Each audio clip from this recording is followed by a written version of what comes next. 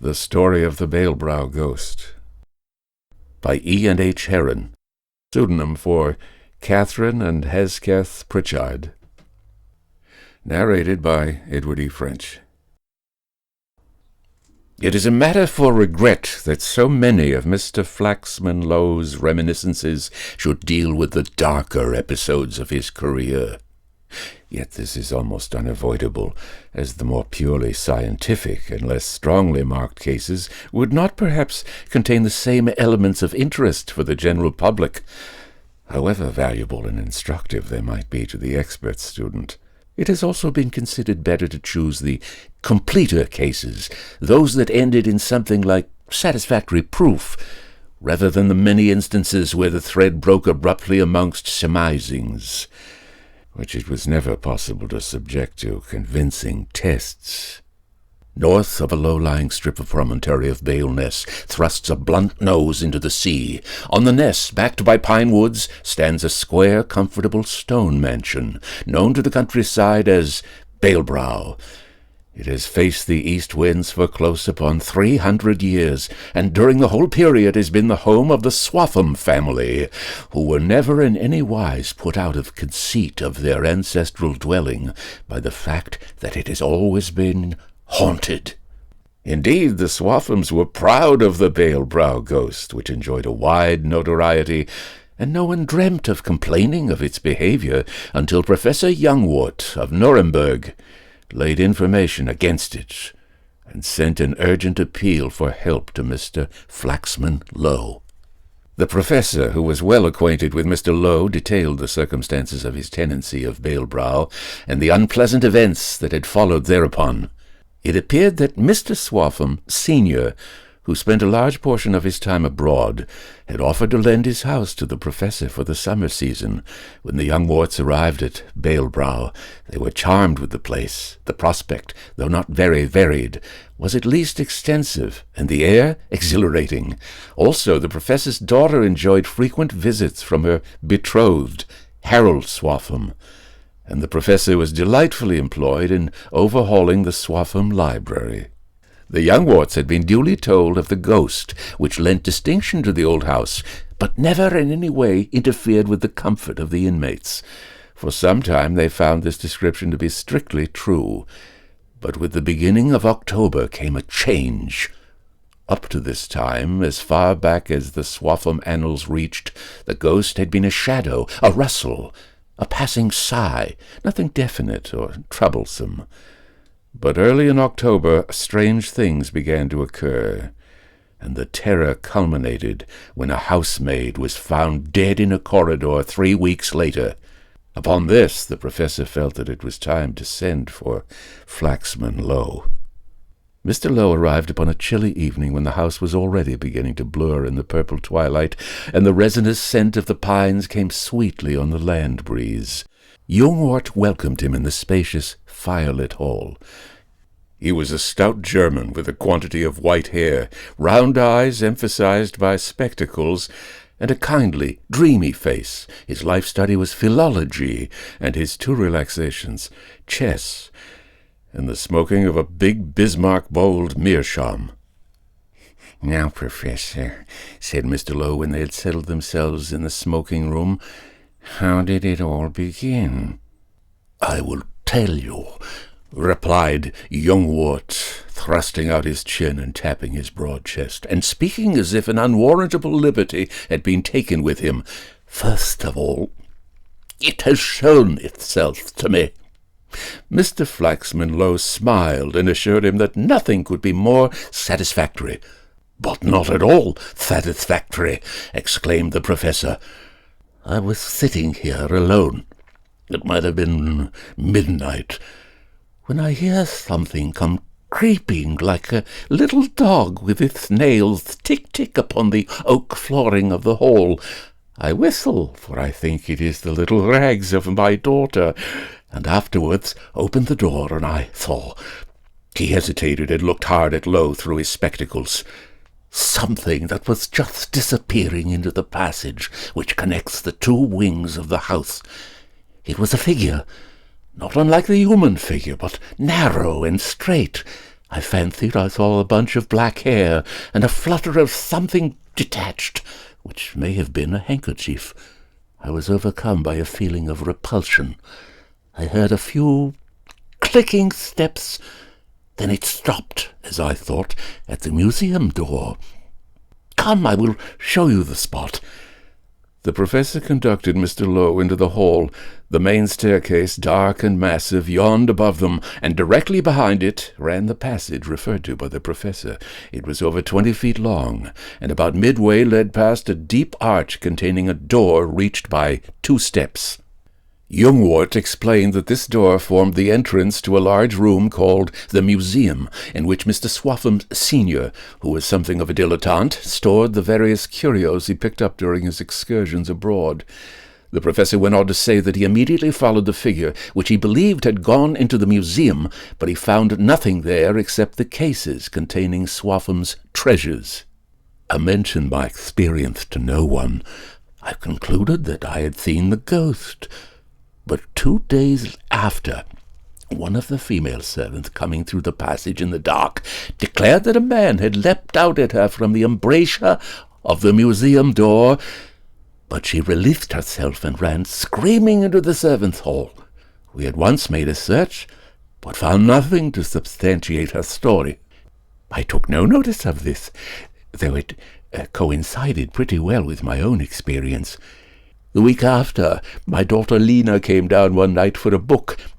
As she was about to cross the hall, something leapt upon her from behind. Women are of little use in serious investigations. She fainted. Since then she has been ill, and the doctor says, run down. Here the professor spread out his hands. So she leaves for a change tomorrow. Since then, other members of the household have been attacked in much the same manner, with always the same result. They faint and are weak and useless when they recover. But last Wednesday, the affair became a tragedy. By that time, the servants had refused to come through the passage except in a crowd of 3 or 4, most of them preferring to go round by the terrace to reach this part of the house. But one maid, named Eliza Freeman, said she was not afraid of the BAELBROW ghost, and undertook to put out the lights in the hall one night. When she had done, and was returning through the passage past the museum door, she appears to have been attacked, or at any rate frightened. In the grey of the morning they found her lying beside the steps, dead.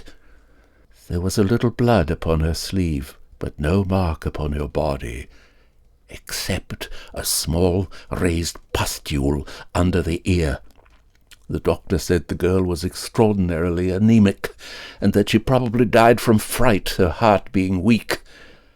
I was surprised at this, for she had always seemed to be a particularly strong and active young woman. "Can I see Miss Youngwort tomorrow, before she goes?" asked Low, as the professor signified he had nothing more to tell. The professor was rather unwilling that his daughter should be questioned, but he at last gave his permission, and next morning Low had a short talk with the girl before she left the house. He found her a very pretty girl, though listless and startlingly pale, and with a frightened stare in her light brown eyes. Mr. Low asked if she could describe her assailant. "No," she answered. "I could not see him, for he was behind me. I only saw a dark, bony hand with shining nails, and a bandaged arm pass just under my eyes before I fainted."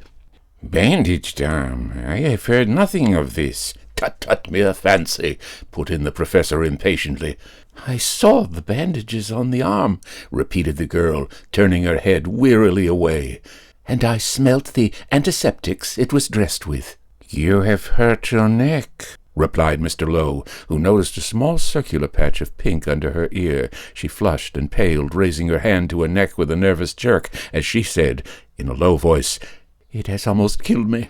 Before he touched me, I knew he was there. I felt it." When they left her, the professor apologized for the unreliability of her evidence and pointed out the discrepancy between her statement and his own. She says she sees nothing but an arm, yet I tell you it had no arms. Preposterous! Conceive a wounded man entering this house to frighten the young women. I do not know what to make of it. Is it a man, or is it the BAELBROW ghost? During the afternoon, when Mr. Low and the professor returned from a stroll on the shore, they found a dark-browed young man with a bull neck and strongly marked features standing sullenly before the hall fire. The professor presented him to Mr. Low as Harold Swaffham. Swaffham seemed to be about 30, but was already known as a far-seeing and successful member of the Stock Exchange. "I am pleased to meet you, Mr. Low," he began with a keen glance, "though you don't look sufficiently high-strung for one of your profession."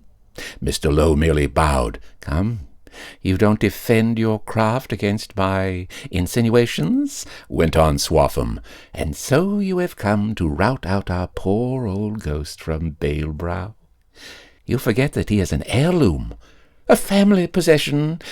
What's this about his having turned rabbit, Professor?" he ended, wheeling round upon young Wart with his brusque way. The professor told the story over again. It was plain that he stood rather in awe of his prospective son-in-law. "I heard much the same from Lena, whom I met at the station," said Swaffham.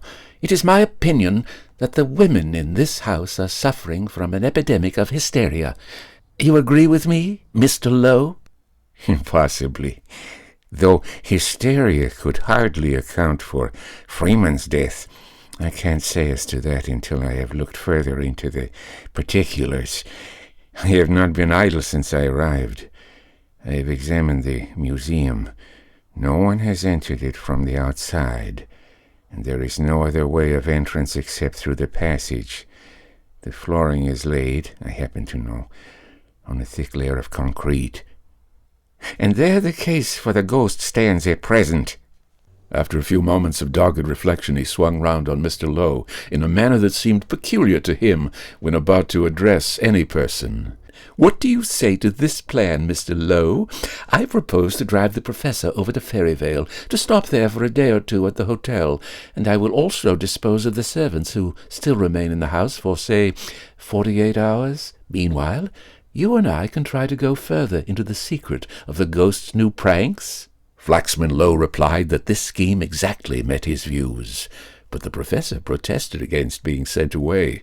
Harold Swaffham, however, was a man who liked to arrange things in his own fashion, and within 45 minutes he and young Wat departed in the dog-cart. The evening was lowering, and BAELBROW, like all houses built in exposed situations, was extremely susceptible to the changes of the weather. Therefore, before many hours were over, the place was full of creaking noises, as the screaming gale battered against shuttered windows, and the tree branches tapped and groaned against walls. Harold Swaffham, on his way back, was caught in the storm and drenched to the skin. It was, therefore, settled that after he had changed his clothes he should have a couple of hours' rest on the smoking-room sofa, while Mr. Low kept watch in the hall. The early part of the night passed over uneventfully. A light burned faintly in the great wainscoted hall, but the passage was dark. There was nothing to be heard but the wild moan and whistle of the wind coming in from the sea, and the squalls of rain dashing against the windows. As the hours advanced, Mr. Low lit a lantern that lay at hand, and, carrying it along the passage, tried the museum door. It yielded, and the wind came muttering through to meet him. He looked round at the shutters and behind the big cases which held Mr. Swaffham's treasures to make sure that the room contained no living occupant but himself. Suddenly he fancied he heard a scraping noise behind him, and turned round, but discovered nothing to account for it. Finally he laid the lantern on a bench so that its light should fall through the door into the passage, and returned again to the hall, where he put out the lamp, and then once more took up his station by the closed door of the smoking-room. A long hour passed, during which the wind continued to roar down the wide hall chimney, and the old boards creaked as if furtive footsteps were gathering from every corner of the house. But Flaxman Low heeded none of these. He was waiting for a certain sound. After a while he heard it, the cautious scraping of wood on wood. He leant forward to watch the museum door. Click, click came the curious dog-like tread upon the tiled floor of the museum, till the thing, whatever it was, paused and listened behind the open door. The wind lulled at the moment, and Low listened also. But no further sound was to be heard. Only slowly across the broad ray of light falling through the door grew a stealthy shadow. Again the wind rose, and blew in heavy gusts about the house, till even the flame in the lantern flickered. But when it steadied once more, Flaxman Low saw that the silent form had passed through the door and was now on the steps outside. He could just make out a dim shadow in the dark angle of the embrasure. Presently, from the shapeless shadow came a sound Mr. Low was not prepared to hear. The thing sniffed the air with the strong, audible inspiration of a bear or some large animal. At the same moment, carried on the draughts of the hall, a faint, unfamiliar odor reached his nostrils. Lena Youngworth's words flashed back upon him. This, then, was the creature with the bandaged arm. Again the storm shrieked and shook the windows. A darkness passed across the light. The thing had sprung out from the angle of the door, and Flaxman Low knew that it was making its way towards him through the elusive blackness of the hall. He hesitated for a second. Then he opened the smoking-room door. Harold Swaffham sat up on the sofa, dazed with sleep. "What has happened? Has it come?" Low told him what he had just seen. Swaffham listened, half-smilingly. "What do you make of it now?" he said. "I must ask you to defer that question for a little," replied Low. "Then you mean me to suppose that you have a theory to fit all these incongruous items?" "I have a theory, which may be modified by further knowledge," said Low. "Meantime, am I right in concluding from the name of this house that it was built on a barrow or burying place?" "You are right, though it has nothing to do with the latest freaks of our ghost," returned Swaffham decidedly. "I also gather that Mr. Swaffham has lately sent home one of the many cases now lying in the museum," went on Mr. Low. "He sent one, certainly, last September." "And you have opened it," asserted Low. "Yes, though I flattered myself I had left no trace of my handiwork." "I have not examined the cases," said Low. "I inferred that you had done so from other facts." "Now, one thing more," went on Swaffham, still smiling. "Do you imagine there is any danger? I mean to men like ourselves. Hysterical women cannot be taken into serious account." "Certainly, the gravest danger to any person who moves about this part of the house alone after dark," replied Low. Harold Swaffham leant back and crossed his legs. "Go back to the beginning of our conversation, Mr. Low. May I remind you of the various conflicting particulars you will have to reconcile before you can present any decent theory to the world?" "I am quite aware of that." "First of all, our original ghost was a mere misty presence, rather guessed at from vague sounds and shadows. Now we have something that is tangible, and that can, as we have proof, kill with fright. Next, Youngwort declares the thing was a narrow, long, and distinctly armless object, while Miss Youngwort has not only seen the arm and hand of a human being, but saw them clearly enough to tell us that the nails were gleaming and the arm bandaged. She also felt its strength. Youngwort, on the other hand, maintained that it clicked along like a dog. You bear out this description with the additional information that it sniffs like a wild beast. Now, what can this thing be? It is capable of being seen, smelt, and felt, yet it hides itself successfully in a room where there is no cavity or space sufficient to afford covert to a cat. You still tell me that you believe that you can explain?" "Most certainly," replied Flaxman Low with conviction. "I have not the slightest intention or desire to be rude, but as a mere matter of common sense, I must express my opinion plainly. I believe the whole thing to be the result of excited imaginations, and I am about to prove it. Do you think there is any further danger tonight?" Very great danger tonight, replied Low. Very well, as I said, I'm going to prove it, and I will ask you to allow me to lock you up in one of the distant rooms, where I can get no help from you, and I will pass the remainder of the night walking about the passage and the hall in the dark. That should give proof one way or the other. You can do so if you wish, but I must at least beg to be allowed to look on. I will leave the house and watch what goes on from the window in the passage which I saw opposite the museum door. You cannot, in all fairness, refuse to let me be a witness. I cannot, of course, returned Swaffham. Still, the night is too bad to turn a dog out into, and I warn you that I shall lock you out. That will not matter. Lend me a mackintosh, and leave the lantern lit in the museum, where I placed it.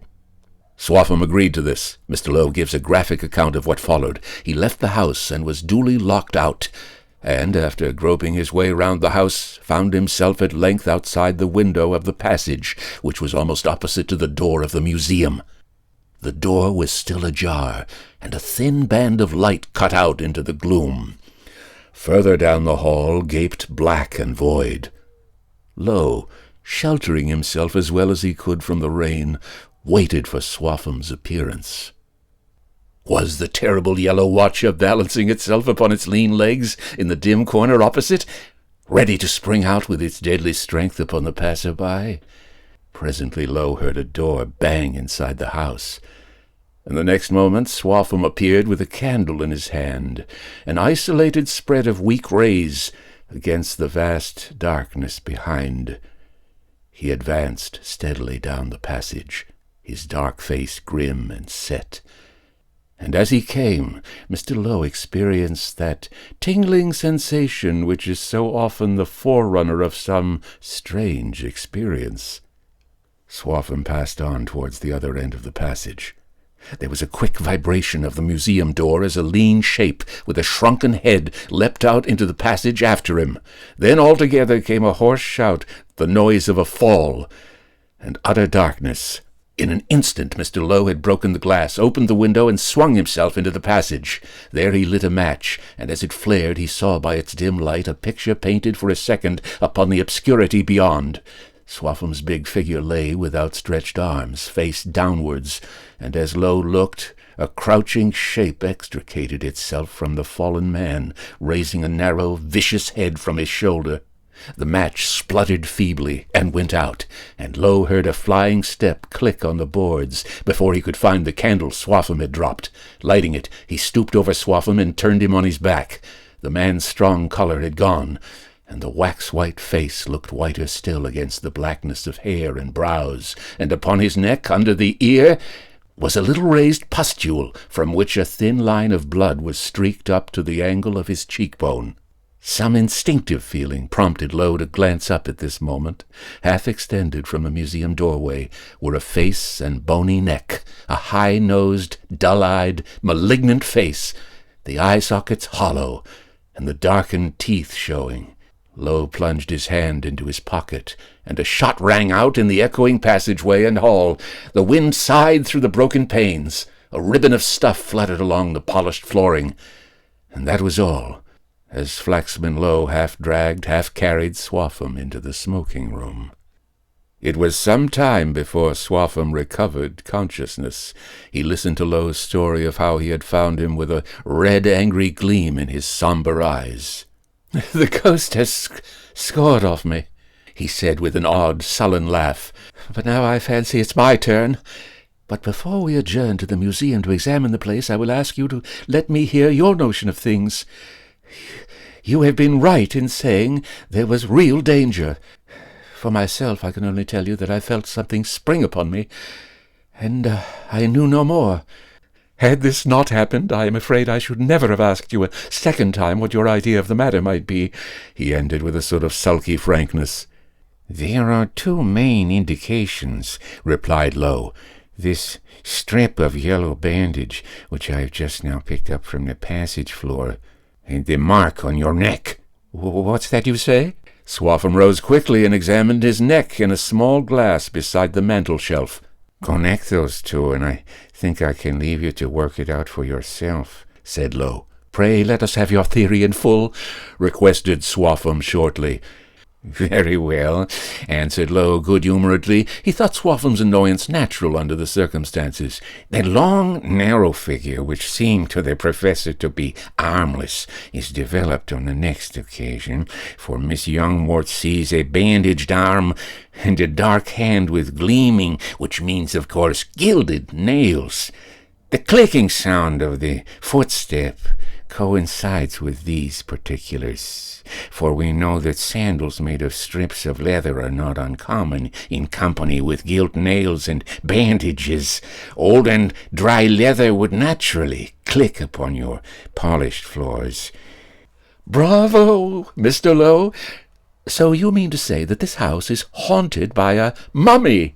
That is my idea, and all I have seen confirms me in my opinion.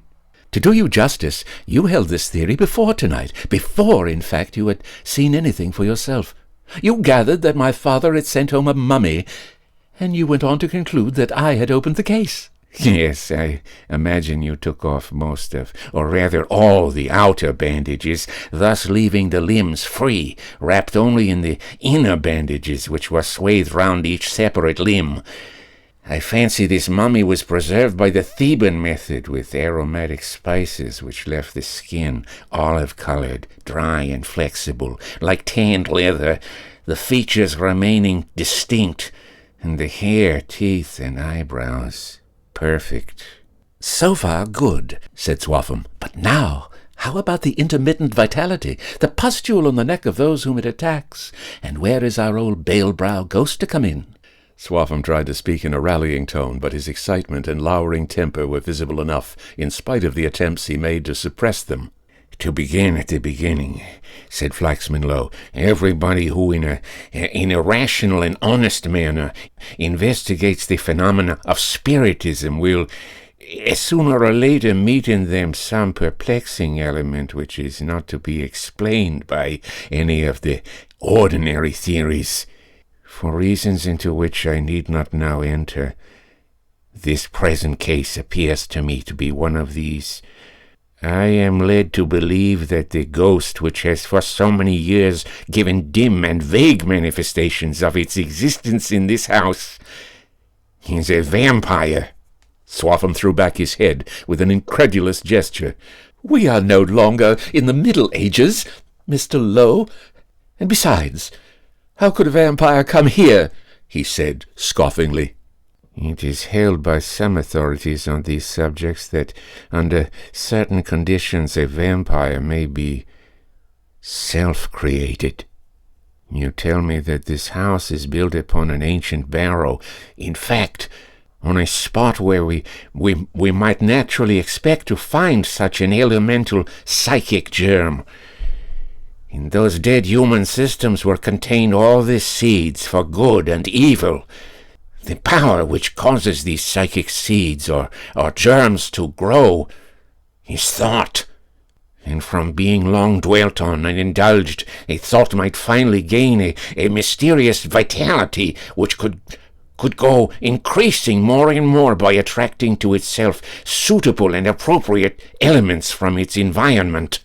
For a long period this germ remained a helpless intelligence, awaiting the opportunity to assume some material form by means of which to carry out its desires.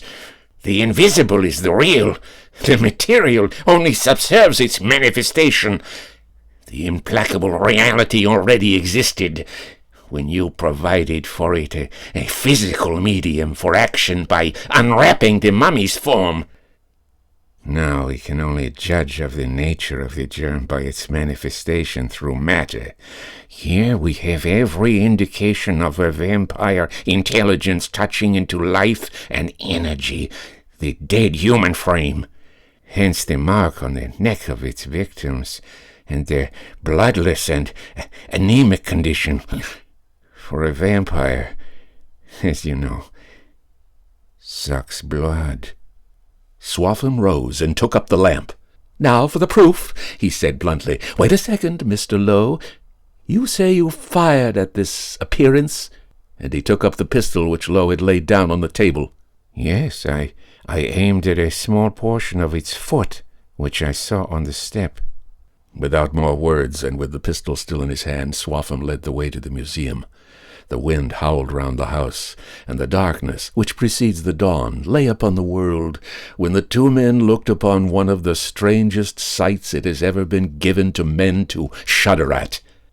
Half in and half out of an oblong wooden box in a corner of the great room lay a lean shape in its rotten yellow bandages, the scraggy neck surmounted by a mop of frizzled hair.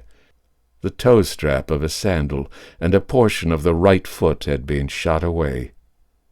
Swaffham, with a working face, gazed down at it.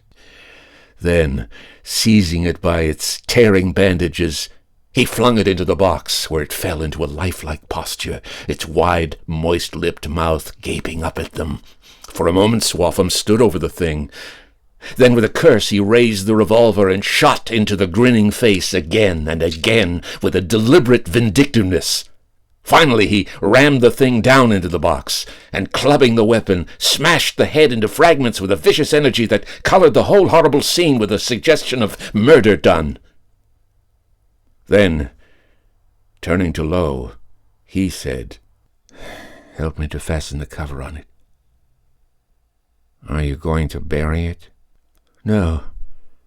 "We must rid the earth of it," he answered savagely. "I'll put it into the old canoe and burn it." The rain had ceased when in the daybreak they carried the old canoe down to the shore. In it they placed the mummy case with its ghastly occupant and piled faggots about it. The sail was raised and the pile lighted, and Low and Swaffham watched it creep out on the ebb tide, at first a twinkling spark, then a flare of waving fire, until far out to sea the history of that dead thing ended 3,000 years after the priests of Amun had laid it to rest in its appointed pyramid. The end. It has been said that to best enjoy the light, you must first explore the heart and soul of the darkness. The story of the BAELBROW Ghost was originally published in 1898 as The Story of BAELBROW and written by E. and H. Heron, a pseudonym for Catherine and Hesketh Pritchard. Chalk up another win for the first of the occult Victorian detectives, Mr. Flaxman Low. However, Swaffham Jr.'s got some splaining to do to Swaffham Sr. Destroying a valuable Egyptian artifact is bad enough, but how dare you incinerate my old canoe with it? I loved that canoe.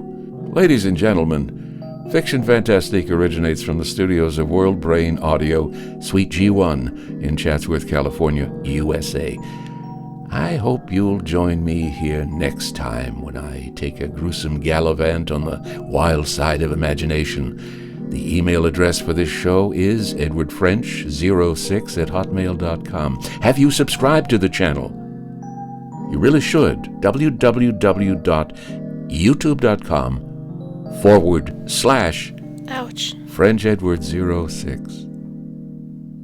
Good night.